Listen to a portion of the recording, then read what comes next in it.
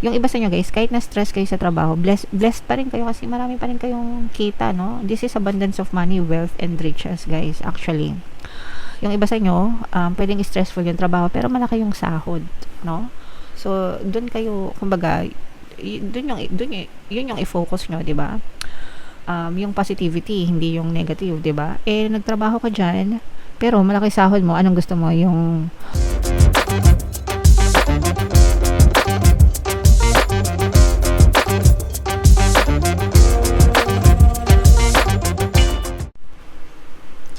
hello guys, hello Pisces. Welcome back to Pinay Pixie Tarot. Ang pamagat na episode natin for tonight is Money Money Come to Me. Ito yung ating, excuse me. Ito yung ating money reading guys.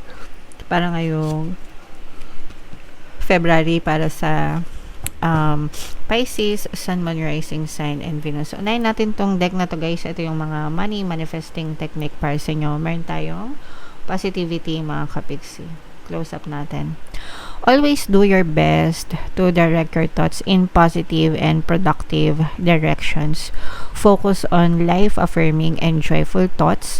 Train yourself to avoid negative, pessimistic, self-defeating, and critical thoughts and emotions because this will block the flow of abundance. So guys, palagi ko naman sa inyo sinasabi guys, be positive. Importante yung pagiging positive mga kapigsi kasi kung ano yung tinatanggap nyo na totoo sa buhay nyo, yun yung napupush out sa inyong physical reality. So, kung naniniwala kayo sa mga negative, like, mahirap ako, ang hirap kumita ng pera, mahirap ang buhay, ganyan-ganyan. So, yun din yung ma-experience nyo sa physical reality nyo, sa totoong buhay nyo.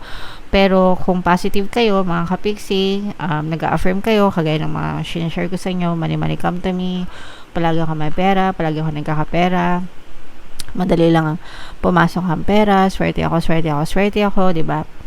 Yun din yung may experience nyo sa buhay nyo. That's why, importante yung pagiging positive mga kapiksi.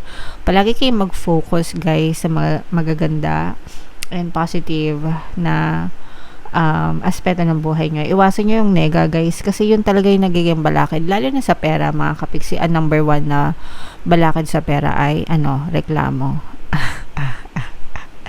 Kaya yung mga mahilig magreklamo dyan, yung mga sakim, mga ganid, mga masasama ugali, no? You are vibrating in a negative energy mga kapiksi, therefore negative din yung inyong ma-experience sa buhay nyo. And kung sabihin man natin na masama ugali niyan pero mayaman, baka galing sa nakaw, di ba, kagaya ng mga korap, meron niyang kapalit ng karma mga kapiksi, okay? Kasi pag kinarma yung mga yan, as in sobra yung singil-singil ng karma sa kanila. So wag niyong kainggitan yung mga taong gumagawa ng masama, no, para lang yumaman umasenso. Still kailangan nasa mabuting daan pa rin kayo mga kapiksi, no, and dagdagan niyo ng pagiging positive. I-convert nyo yung pagiging nega nyo guys sa pagpapasalamat kasi kapag nega kayo tapos nagpasalamat kayo, automatic na nag-shift yung energy nyo to positive. So kunwari eto guys, pakinggan nyo, ay nako, ang liit na naman ng sahod, ay nako, wala na namang ulam, ay nako, naniningil na naman sa tindahan, 'di ba? Sobrang negative.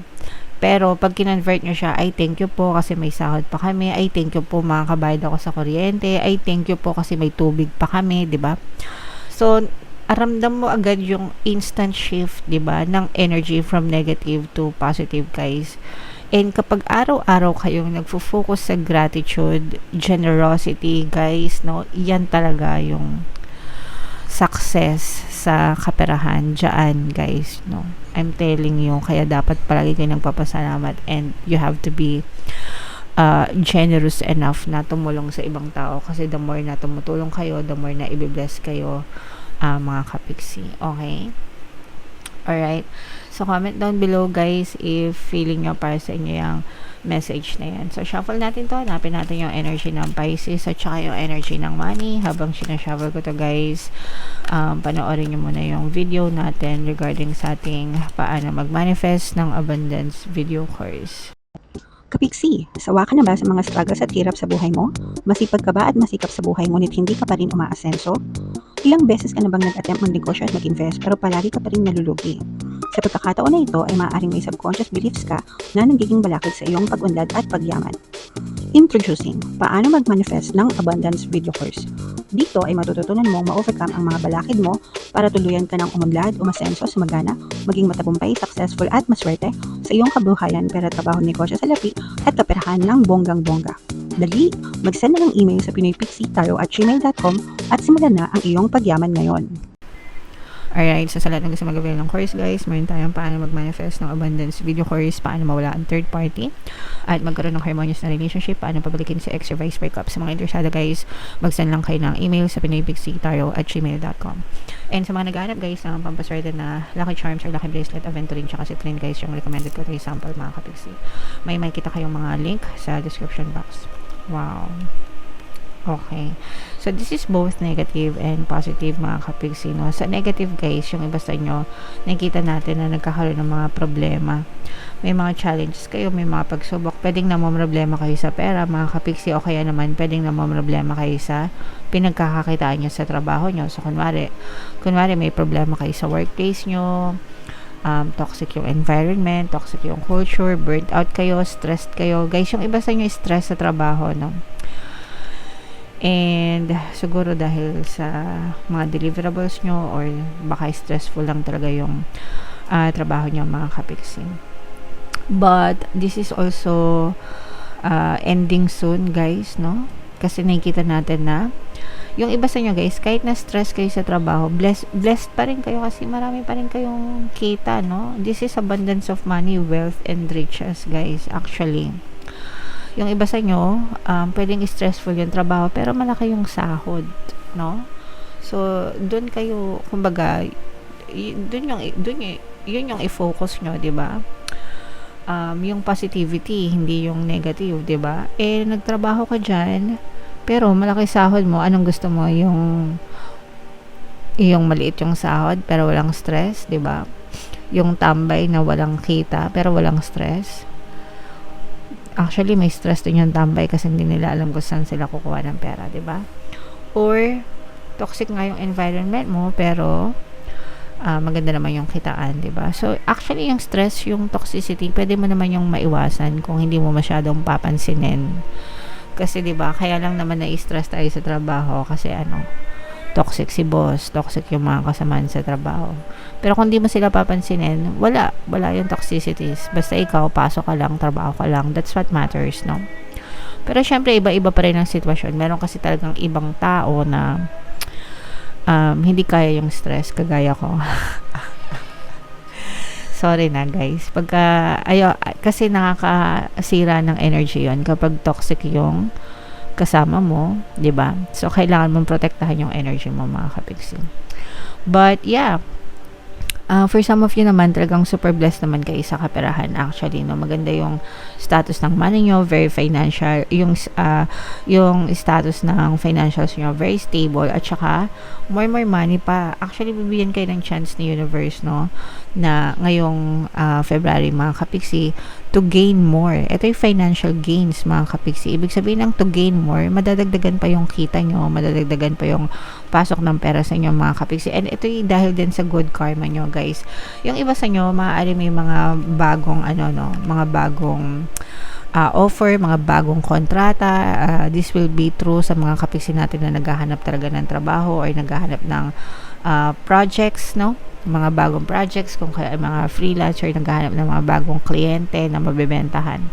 So, yan, nakikita natin na maaaring ma-push through yung mga negotiations nyo, ma-push through yung mga contract signing nyo, guys. And ito yung maaaring magdala sa inyo ng more income, no? Kapag natuloy yung mga money transactions, guys. And bukod doon, guys, sabi ko nga, meron din kayong good karma, kaya talagang nagiging nasisementohan guys, no, yung magandang financial status nyo. So maganda yan mga kapixie. Basta tuloy-tuloy nyo lang yung pagiging masipag nyo, yung pagiging positive nyo guys, sa maya ng pagkakaroon ng positive mental diet, sipag at syaga, at saka yung pagdadasal, prayers and affirmations guys. Yan talaga yung susi para sumakses kayo sa lahat ng aspeto guys, hindi lang sa pera mga kapixie. Okay?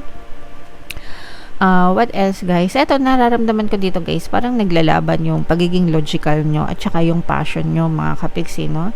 Ibig sabihin nito, kumbaga parang meron kang gustong simulan pero it's out of passion, hindi siya logical na kunwari, graduate ka ng nursing, tapos nagtatrabaho ka as nurse, pero yung passion mo, gusto mong kumanta, gusto mong sumayaw, nasa arts, ganyan.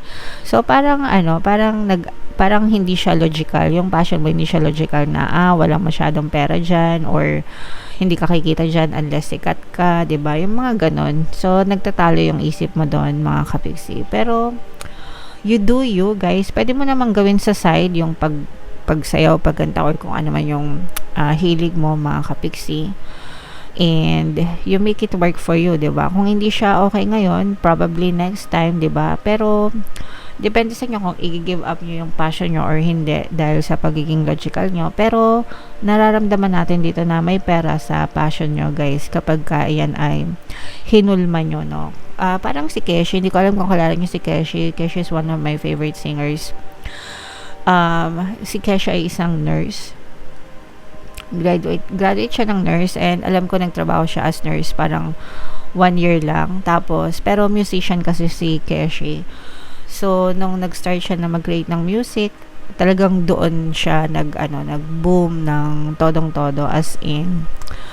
And 'di ba, so sa mga hindi nakakakilala kay Keshi, google niyo na lang siya.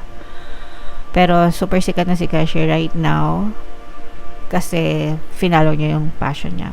So, yun yung best example din naisip ko ng logical versus yung passion, no? Kasi, yung iba yung gin-graduate mo, iba yung nakasanayan mo, pero iba yung passion mo. So, you do you, guys, kung ano yung, eto yung gabay lang naman, mga kapiksi, hindi naman natin sinasabing mag-resign kayo or what. Pero pwede nyo naman pagsabayin kung pwede, guys, diba? Pero that's the message for you, Pisces, okay? Alright, so yeah, comment down below, mga kapiksi, if naka-resonate kayo dyan.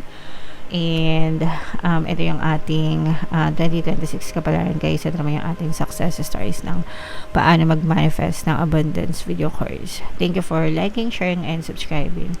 See you next time. I love you all. Have a nice day. Bye-bye.